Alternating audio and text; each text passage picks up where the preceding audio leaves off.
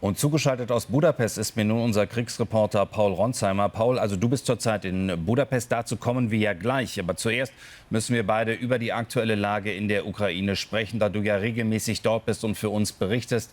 Rund 2 Dutzend Tote bei den massiven Angriffen auf mehrere Ziele in der Ukraine, Dutzende Verletzte. Wie ordnest du also jetzt diese russische Offensive ein? Ja, ich habe gerade vor wenigen Minuten mit Wladimir Klitschko, dem Bruder von Bürgermeister Vitali Klitschko, sprechen können. Und Wladimir Klitschko war selbst häufig in diesem Kinderkrankenhaus, was heute angegriffen wurde. Dort wurden teilweise krebskranke Kinder behandelt. Und er spricht von einer menschenverachtenden Weise, von einem brutalen und katastrophalen Angriff Russlands. Und es zeigt aus meiner Sicht auch, dass die ja eigentlich im Verhältnis gut geschützte Hauptstadt Kiew, und da spreche ich von Flugabwehr, Luftabwehr, dass auch diese Stadt immer wieder angegriffen werden kann, nämlich dann, wenn wie jetzt offenbar Hyperschallraketen und anderes eingesetzt wird, um die Hauptstadt anzugreifen. Und diese Dutzenden Toten, die kommen in einer Woche, Christoph hat es schon angesprochen, wo es einen NATO-Gipfel geben soll in Washington DC, wo also alle NATO-Partner zusammentreffen und natürlich ganz intensiv auch über die Ukraine sprechen. Ob das jetzt ein Zeichen an diesen Gipfel, an wen auch immer gewesen sein soll, das ist dahingestellt. Tatsächlich ist es aber so, dass das Ganze in einem Zusammenhang kommt, wo gerade Viktor Orban, den ich hier in Budapest interviewt habe, gerade erst aus Moskau zurückgekehrt ist von seiner selbsternannten sogenannten Friedensmission. Und das ist natürlich in diesem Zusammenhang auch ein besonderes Zeichen von Wladimir Putin. Das höre ich auch aus der Ukraine, dort von Verantwortlichen, von Offiziellen, von Politikern, die mir sagen, schaut euch das an, das ist die Antwort auf die sogenannte Friedensmission von Viktor Orban. Ja, Paul, du hast es eben angesprochen. Du bist also in der ungarischen Hauptstadt und dieses Interview mit Premier Orban hat natürlich wieder für Aufsehen erregt. Und dir sagte Orban ja auch, die Kämpfe in der Ukraine werden sich verschärfen. Nur das hat er am Samstag gesagt. Wie begründet er denn das? Wir haben heute den Montag und heute ist es tatsächlich zu dieser Eskalation gekommen. Ja, er hat genau das gesagt. Er sagt, es wird brutaler werden. Er sprach von den nächsten 3 Monaten. Er hat mir nicht seine Quellen verraten, aber es klang so, als stünde es im direkten Zusammenhang mit seinen Gesprächen, die er mit dem ukrainischen Präsident Selenskyj geführt hat und danach diese viel umstrittene Reise in Moskau, wo er mit Wladimir Putin mehrere Stunden zusammengekommen ist. Und das ist eine unheimliche, ja brutale Prognose und dass es dann heute schon genau dazu gekommen ist. Und wir können uns einmal anhören, was Viktor Orban mir in diesem Interview gesagt hat. Herr Premierminister, die ganze EU spricht wieder über Sie. Es gab wütende Äußerungen von verschiedenen Staats- und Regierungschefs. Olaf Scholz, Ursula von der Leyen, Kaja Kallas sind nur einige, die auf ihre Reise nach Moskau zu Putin reagiert haben. Was wollten Sie erreichen? Es gibt 5 Hauptakteure in dieser sehr komplizierten Situation und jetzt habe ich 2 getroffen.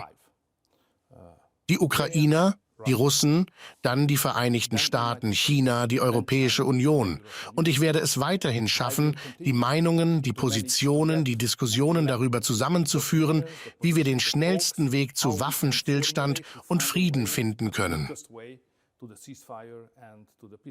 Das war nicht nur eine Reise nach Kiew und Moskau. Es geht weiter.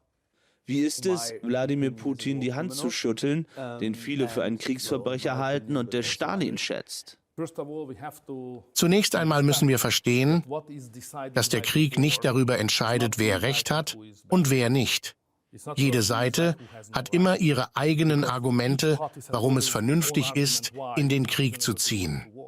Was im Krieg entschieden wird, ist, wer stirbt und wer am Leben bleibt. Wie will Putin siegen? Bisher hat er keine großen Fortschritte gemacht. Das ist ganz einfach. Man muss sich die Realitäten anschauen, die Energiequellen, die Zahl der Menschen. Putin kann nicht verlieren, das ist sehr logisch. Sie meinen Soldaten? Wenn man sich Soldaten, Ausrüstung und Technologie anschaut, die im Krieg eingesetzt werden. Russland zu besiegen ist ein Gedanke, der schwer vorstellbar ist. Die Wahrscheinlichkeit, dass Russland tatsächlich besiegt werden könnte, ist völlig unkalkulierbar. Donald Trump hat viel von einem möglichen Friedensplan gesprochen. Er will sich mit beiden Seiten zusammensetzen. Er sagte auch, er werde damit drohen, keine Waffen mehr an die Ukraine zu liefern. Was halten Sie von seinem Plan? Ich glaube, dass eine neue Führung neue Chancen bietet. Sie sehen das also ähnlich wie Donald Trump. Er ist ein anderer Mensch und er vertraut und glaubt mehr an direkte Kommunikation und Verhandlungen als die normalen europäischen, eher intellektuell orientierten politischen Entscheidungsträger. Er ist ein Geschäftsmann, er ist ein Self-Made-Mann, er hat eine andere Herangehensweise an alles. Und ich glaube, das ist gut für die Weltpolitik. Vergessen wir nicht, dass er der Mann des Friedens ist. Er wird nicht der Mann des Friedens sein, er ist es schon. Während seiner 4-jährigen Amtszeit hat er keinen einzigen Krieg begonnen und er hat viel getan, um Frieden in alten Konflikten in sehr komplizierten Regionen der Welt zu schaffen. Deshalb habe ich großes Vertrauen in ihn. Paul, wir haben Viktor Orbán eben in deinem Interview gesehen. Wie hast du ihn denn persönlich erlebt? Ich habe so ein bisschen den Eindruck, also da sitzt ein wirklich selbstsicherer ungarischer Premierminister, der in gewisser Weise weiß, was er will und sich auch gegen die EU stellt.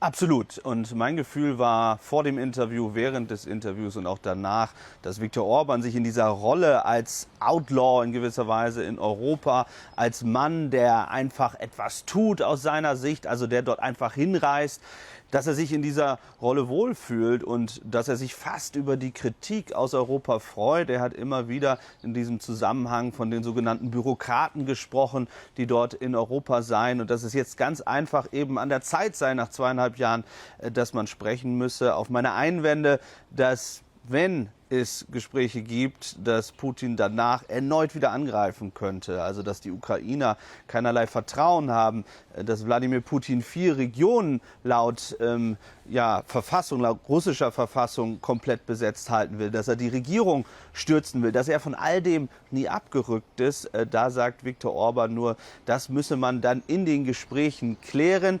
Kurz nach meinem Interview ist er weitergeflogen nach China, hat dort den Staatspräsidenten getroffen und wird jetzt weiter zum NATO-Gipfel reisen. Also eins muss man ihm lassen, unabhängig davon, wo man dort steht und wie man diesen Krieg bewertet. Viktor Orbán hat bislang die wichtigsten Akteure treffen können. Paul, danke für das Interview mit Viktor Orbán und danke für deine aktuellen Einordnungen zu dem heftigen russischen Raketen- und Bombenangriff auf Ziele in der Ukraine am heutigen Mittag dort. Danke, nach Budapest.